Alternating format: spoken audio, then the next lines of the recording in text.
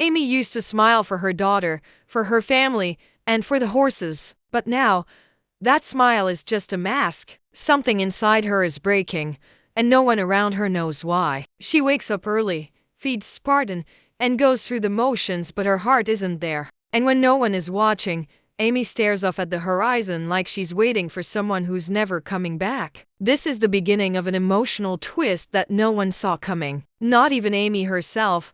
After everything Amy went through, the loss of Ty, raising Lindy alone, and holding Heartland together, it looked like she had finally found peace. She was strong for her daughter. She smiled for Grandpa Jack. She showed up every day for the horses that helped her heal. But deep down, Amy was carrying something heavy, something she didn't tell anyone. Her quiet moments grew longer. Her laughter became rare. She started spending more time alone in the barn or walking the trails, far from the house and the people who love her. Everyone thought she was just tired. Being a single mother is no small task. But Jack noticed at first how Amy's eyes didn't shine the way they used to. Lou brushed it off, thinking Amy just needed rest. Even Lisa offered her a spa weekend. But Amy said no. She always said no. She said she was fine. But she wasn't.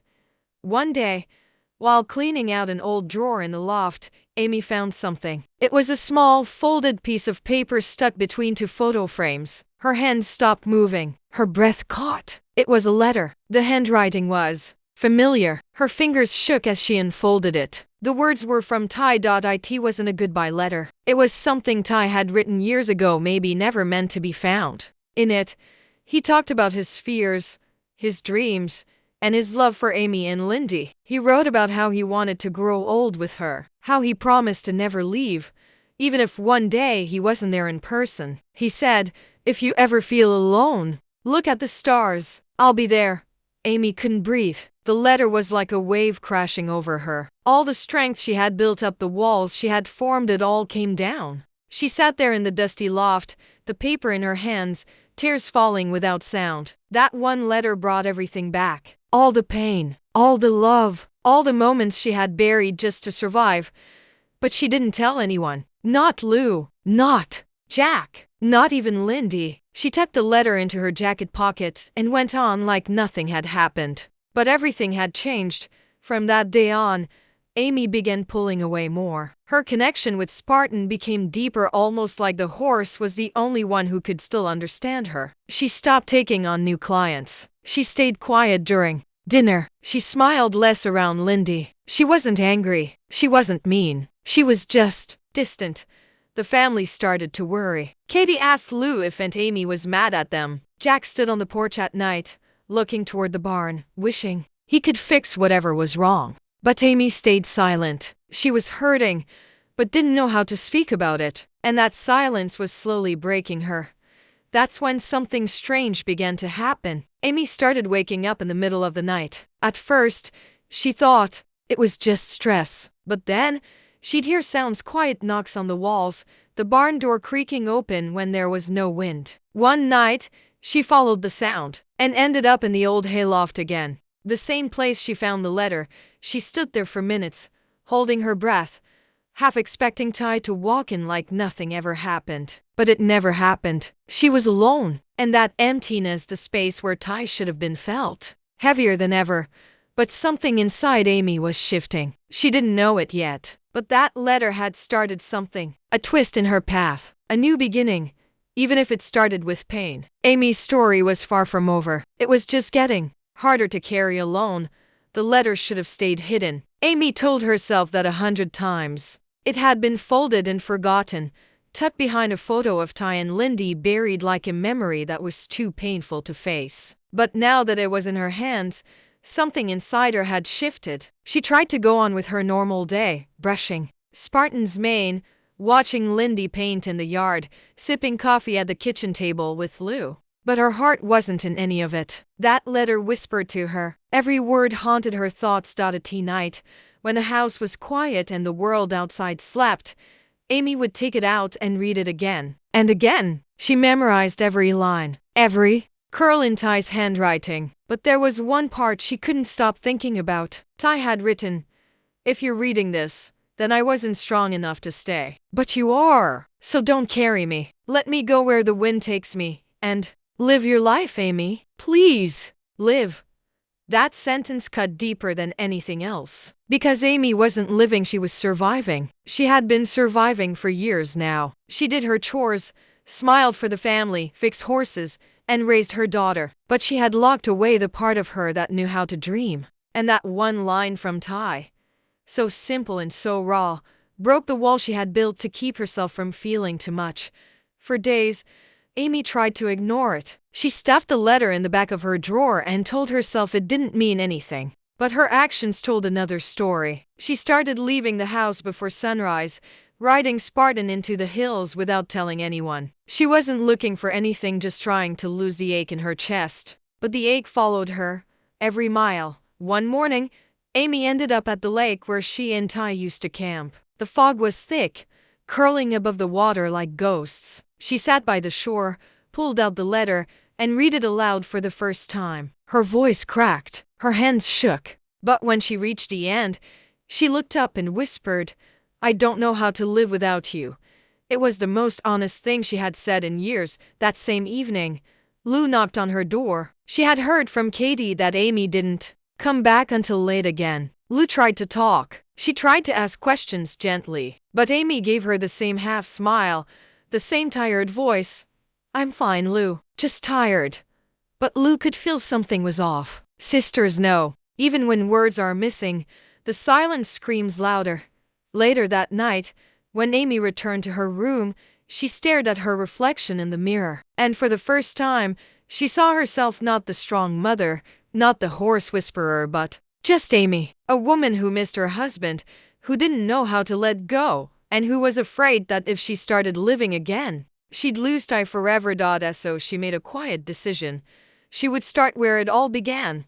The next morning, Amy went to the barn, pulled out an old saddle, and loaded Spartan into the trailer. She didn't tell anyone where she was going. She drove along to the rehab center where she and Ty had first worked with troubled horses. It was quiet now, almost abandoned. But walking through those gates again brought back memories that hurt and healed at the same time. Amy sat in the same round pen where Ty once taught her how to trust again. She pulled out the letter one more time, and then she folded it carefully and placed it inside the hollow of the old fence post where Ty used to hang his gloves. It was her way of giving the letter back to the past, to the love they shared, and to the man she would always carry in her heart. She didn't say goodbye. She just whispered, "I'll try." And for the first time in a long time, Amy felt something different. Not peace, not joy, but something close to hope. A feeling that maybe, just maybe, her story wasn't stuck in the past. It was moving forward. Let me know when you're ready for part 3. Lou's strange behavior, and I'll continue with even more suspense and emotion. While Amy quietly battled her past, another mystery began to unfold just beyond the kitchen window, this time centered around Lou. For weeks, Lou had seemed distracted, but no one paid much attention at first. Running the ranch, raising Katie, and managing her political career always kept her busy. But this was different. She wasn't just tired or overwhelmed. She was hiding something. It started small. Lou began slipping away during odd hours, claiming she had work calls or town meetings. But Jack noticed she'd return with a strange look in her eyes, like she'd just remembered something sweet, something secret. One afternoon, Lisa spotted her in the garden, standing still with a soft smile on her face as if she were daydreaming. But when Lisa called her name, Lou jolted and changed the subject. Katie, curious as ever, found her mother smiling down at her phone, then quickly locking the screen when someone came close. And when Amy asked Lou if everything was okay, Lou said, "Everything's fine, just thinking." But Amy had known her sister too long to believe that. Lou was many things: strong, bold, ambitious, but subtle wasn't one of them. This wasn't just stress. This was something she was keeping to herself. The turning point came when Lou skipped a family breakfast, something she never did. Jack found her out by the old corral, talking in a hushed voice on the phone. When she saw him, she hung up too quickly and said she was just handling business. but there was color in her cheeks and nervous energy in her step. It was the kind of behavior that didn't match politics or ranch problems. It looked more like romance. For the first time in a long time, Lou seemed softer. Her guard was slipping, even if she didn't realize it. Later that day, she was seen carefully applying lipstick before heading into town. Not for a council meeting, not for a fundraiser, just groceries, she said. But Lou never wore that shade of red for errands. Amy began to wonder, could Lou be seeing someone? And if she was, why hadn't she told anyone, especially her own sister? That question stayed in the air like smoke. No one wanted to push Lou too hard, but the curiosity grew. And then, the clues started lining up. A receipt for dinner in Hudson, just one meal, 2 entrees, but no mention of a business meeting. A forgotten jacket in the truck, one that didn't belong to Peter or anyone they knew. And a voicemail Lou didn't mean to play out loud, just a soft male voice saying, "Same time tomorrow?" Amy caught it by accident, and in that instant, everything made sense. Lou was in love, but she wasn't ready to admit it. Maybe she didn't know what it meant yet. Or maybe she was afraid of judgment. After all, her last relationship ended in heartbreak, and her role in politics left little room for messy emotions. But this was different. Lou's smile had changed. Her voice softened when she thought no one was listening. And her heart, which had been guarded for so long, was beginning to open again. The secret weighed on her, though. She wanted to protect it. Maybe she feared ruining something new by naming it too soon. Or maybe she didn't want to steal focus from Amy's struggles. Either way, Lou's story was quietly building, just beneath the surface. While Amy stood at a crossroads of grief and healing, Lou was hiding at the edge of something tender and risky, something she hadn't allowed herself to feel in years. Love. Amy had always been the quiet strength of Heartland, the one who could soothe a wild horse, comfort a grieving child, or carry her own pain without letting it show. But even the strongest walls crack with time. And Amy's was no longer holding. It wasn't one big moment that broke her. It was 1,000 small ones. The way Lindy looked at her, waiting for a smile that didn't come. The way Spartan nudged her gently, sensing the tension in her hands. The way the wind whispered through the trees at night, bringing back voices she missed too much to bear. Every sound, every touch, every silence. It built a weight on her chest she could no longer carry.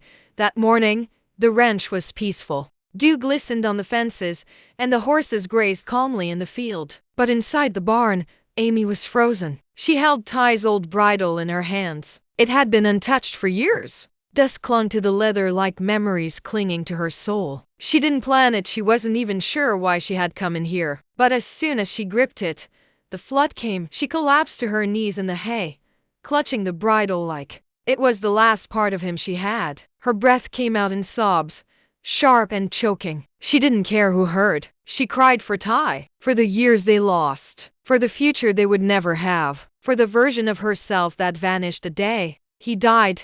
Lindy, small and quiet, had been nearby. She didn't say anything. She just tiptoed in, wrapped her arms around her mother from behind, and whispered, "It's okay to cry, Mama." That broke Amy even more. Later, Amy sat outside on the porch, her eyes red and swollen. Jack joined her. He didn't ask questions. He simply sat beside her in silence, sipping his coffee, giving her space. After a long while, Amy said in a cracked voice, "I'm tired of pretending I'm okay." Jack nodded. "You don't have to pretend anymore, Amy." That night, she wrote something in her journal, something she hadn't dared to write before. "I miss him, but I'm still here." And maybe that means something. It was the first step toward letting go. Not of love, but of the pain that had made her feel frozen for so long. But letting go came with consequences. Amy began to act differently. She canceled 2 writing sessions without notice. She didn't show up to a meeting with Lisa. And when Lou called to check in, Amy didn't answer. It was as if, after finally opening her heart, she had to step away from the world for a moment, just to breathe, just to feel. Her breaking point wasn't a sign of weakness. It was the beginning of her healing. For years, she had worn strength like armor. But now, she realized that real strength was choosing to feel, to fall, to cry, and to still get up again, Amy wasn't fixed. She wasn't better. But she had finally stopped pretending. And for the first time in a long time, that felt like progress. Lou had always lived by plans, tight schedules, neat checklists, and goals stacked like bricks. That was her comfort zone. Emotions, on the other hand, those were harder to organize, especially when they came uninvited. And from someone she thought she'd left behind for good, the truth unraveled not in a dramatic confession, but in a slip one quiet evening when Lou returned to the house humming. Amy, still raw from her own emotional release, noticed immediately. It was the kind of hum that didn't belong to stress or worry. It was the kind that came from something warm inside. Amy didn't ask, but Lou started talking anyway. "There's someone," Lou said quietly, sitting beside Amy on the porch swing. The sky was painted orange, and Heartland glowed with that golden calm only the ranch could give. "And it's not supposed to be this complicated." At first, Amy thought it was Peter. He had been in and out of Lou's life for years, always lingering like a question never fully answered. But Lou shook her head. "It's not Peter. It's someone I didn't expect." Amy turned to her sister, eyebrows raised. Lou hesitated for a beat and then whispered the name. "Mitch."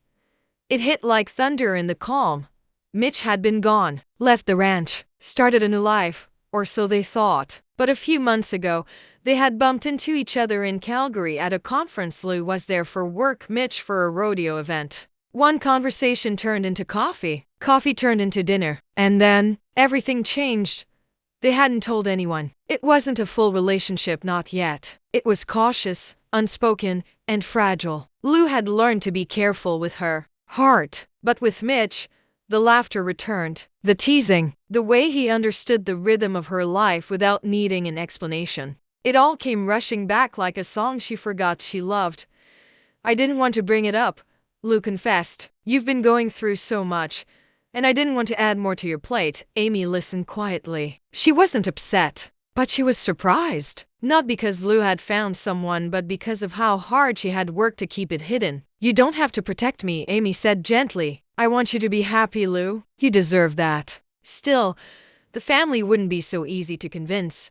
Jack had his doubts about Mitch. The last time things got serious, Mitch left. Katie didn't even know her mom had been seeing anyone again. And Peter? He had just started visiting more often, maybe thinking there was still a chance. Lou had tangled herself in a quiet storm, and now that the truth was out, there was no going back. Later that week, the secret officially broke open. Mitch came to Heartland unannounced, but not entirely unexpected. He showed up at the ranch gate just as Katie was returning from school. Her jaw dropped when she saw him. "Mitch?" she asked. "Hey, kid," he said with a sheepish smile. Lou came out seconds later. Their eyes met. No words were spoken in front of the others, but everything was said in that look. Lisa noticed first. Jack narrowed his eyes. Amy stood in the background, arms folded, watching quietly as the ranch's peace trembled just a little. That evening, the family gathered for dinner. It was tense. Jack kept his words short. Lisa tried to keep the mood light, but the energy around the table was heavy. Finally, Lou spoke. "I know this might be unexpected. I know I should have said something sooner. But Mitch and we've been talking. We're taking it slow, and I want you all to hear it from me." It wasn't a question. It was a quiet stand. Amy supported her sister, but even she wondered, was this truly love returning, or just old comfort dressed up as something new? Lou didn't have the answer yet, but she was finally done hiding for years. Amy and Lou had survived heartbreak side by side. Different losses, different wounds, but always together. They fought, like sisters do. They forgave, like families should. But something about this moment was different. This wasn't just a disagreement. This was the kind of silence that grows sharp edges. The kind of distance that cuts deeper than shouting ever could. It started over nothing. A simple comment in the kitchen.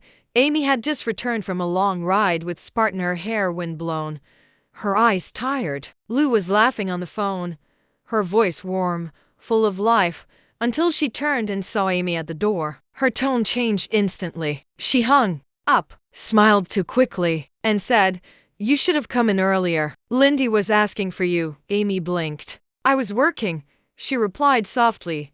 Lou shrugged. Still, she misses you when you're gone too long, that was it. Just those words. But it hit Amy in the exact place she was already broken. She felt the weight of guilt Lou didn't mean to place, and something inside her snapped.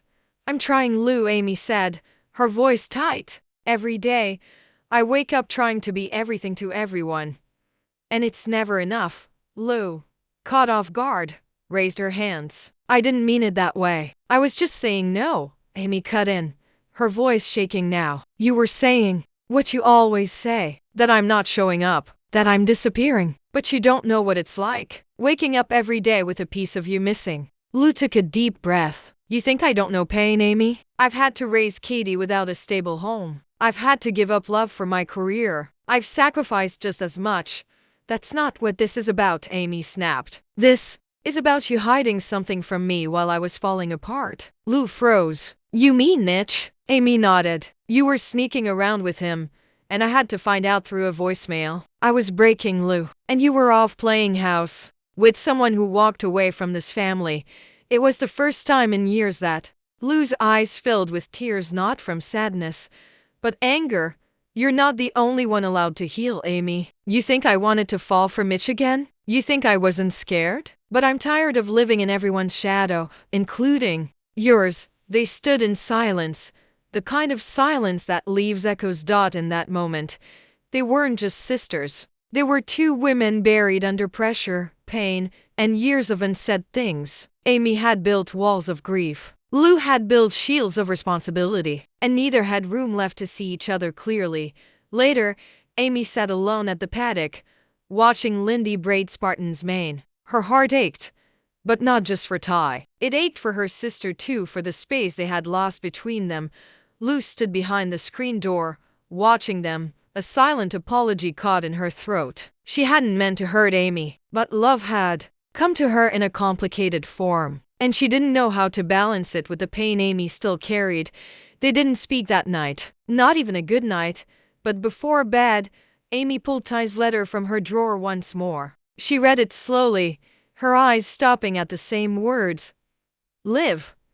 Maybe living meant learning how to forgive, even the people closest to you. And for Lou, maybe love meant learning to wait, even for the person who had always been right there beside you. The storm between Amy and Lou didn't end with one apology. It didn't disappear after a hug or a long talk by the fireplace. No. Real healing at Heartland never happened in one dramatic scene. It unfolded slowly, like spring thawing out the frost. The next morning, Amy didn't say much. She poured coffee, fed Spartan, and went about her chores like always. But something in her was softer, less guarded. She glanced at Lou across the yard as she helped Katie into the truck. Their eyes met for half a second. It wasn't much, but it was enough. Enough to say, I'm still here. That evening, Amy found something surprising waiting on her porch. A box. Inside was a photo album. Not just any album, this one was filled with pictures of Ty and Amy, but also of family dinners, Lindy's first steps, and Lou sitting beside Amy on the fence post during one of their old late-night talks. On the cover, Lou had written in neat handwriting, "For all the moments that still hold us together." Amy held the album to her chest. She didn't cry this time. She smiled, because that's how healing sneaks in, not as a flood, but as a warm breath, reminding you that you're not alone. Later that week, Amy invited Lou to ride with her. Just the two of them. No words were spoken as they saddled up, but the silence between them was different now. It wasn't full of tension, it was peaceful, familiar, like the quiet between heartbeats. They rode out to the ridge, the one Ty used to love. The sky stretched wide, painted in gold. They sat on horseback, side by side, looking out over the land that had seen them grow from girls into women. Amy broke the silence. I'm proud of you, Lou, for finding your own way. Even if I didn't want to see it at first. Lou's voice cracked. I missed you, Amy. Even when we were right next to each other. I missed my sister. Amy nodded. I missed you too. Back at the ranch, something else had shifted. Lou took Katie aside and gently told her about Mitch. This time, no secrets, just honesty. Katie blinked, then smiled. Does this mean I get to ride his horse again? Lou laughed through her tears. Maybe. Jack, at first skeptical, had a quiet word with Mitch out by the barn. No one knew what was said, but when they shook hands afterward, the tension melted. Jack had seen enough to know when a man was serious. Mitch was in it for the long haul this time. And Amy? She began showing up again, not just physically, but emotionally. She started training a new colt, smiled more often at breakfast, and let Lindy braid her hair without rushing to finish chores. She still missed Ty. She always would. But now she carried him with peace, not pain. That weekend, the whole family gathered around the fire pit. The stars above were bright and bold. Lisa passed around hot cocoa. Lou leaned on Mitch's shoulder. Katie giggled with Georgie over something silly. And Amy? She sat with Lindy curled beside her, looking out at the fire, warmth in her heart she hadn't felt in years. Heartland wasn't just about horses and land. It was about healing, about family, and about finding your way back even after you've been lost in silence for far too long. This wasn't the end of Amy's story or Lou's single quote as it was just a new beginning, one written with love, forgiveness, and the courage to feel again.